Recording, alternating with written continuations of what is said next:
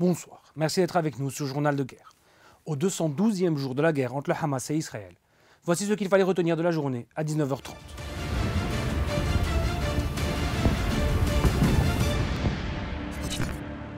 Commençons par la situation à la frontière libano-israélienne.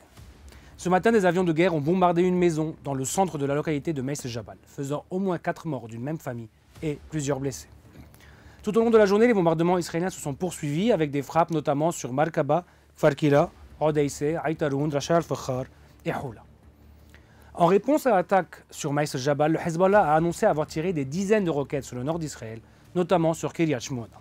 65 selon les médias israéliens, qui ont aussi précisé qu'une personne a été grièvement blessée.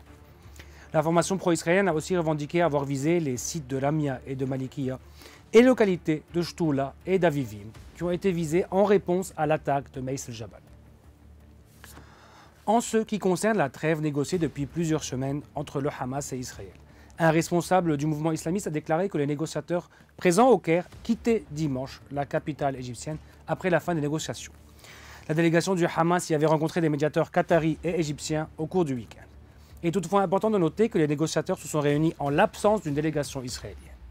Selon des médias égyptiens, la délégation devait retourner au Caire mardi pour poursuivre les négociations. Par ailleurs, selon l'agence Reuters, le directeur de la CIA, William Burns, se rendrait à Doha dès ce soir en urgence pour rencontrer le Premier ministre qatari, alors que les négociations sur Gaza sont, je cite, proches de l'échec. Le Premier ministre israélien Benjamin Netanyahou a rejeté durant la journée de dimanche la demande du Hamas de mettre fin à la guerre à Gaza pour parvenir à un accord de cessez-le-feu. Israël n'est, je cite, pas prêt à accepter une situation dans laquelle les bataillons du Hamas sortent de leurs bunkers, reprennent le contrôle de Gaza, reconstruisent leurs infrastructures militaires et recommencent à menacer les citoyens d'Israël. Fin de citation, a déclaré M. Netanyahou dans un communiqué.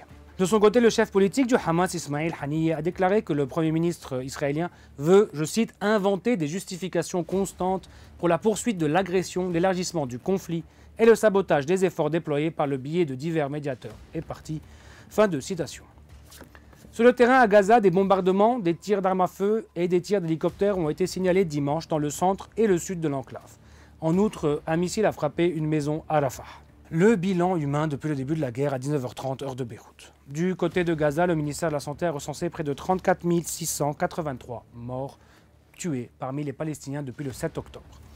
Du côté israélien, approximativement 1200 morts sont toujours officiellement recensés depuis le début du mois de novembre 2023. Un chiffre qui n'a toujours pas évolué selon les données officielles, malgré des annonces régulières de soldats tués dans les combats. L'armée israélienne a toutefois annoncé la mort de 263 soldats depuis le début de l'offensive terrestre à Gaza. Dimanche, le Premier ministre israélien Benjamin Netanyahou a déclaré que son gouvernement avait décidé, à l'unanimité, d'interdire les activités d'Al Jazeera, qui a cessé d'émettre quelques heures plus tard. Les locaux de la chaîne ont ensuite été perquisitionnés par la police et son matériel saisi. Merci de nous avoir suivis sur Ici Beyrouth. On se retrouve demain pour un autre résumé de la situation. Vous pouvez suivre toute l'actualité concernant cette guerre sur notre site web www.icibeyrouth.com, sous la rubrique Guerre Israël-Hamas, ainsi que sur nos réseaux sociaux.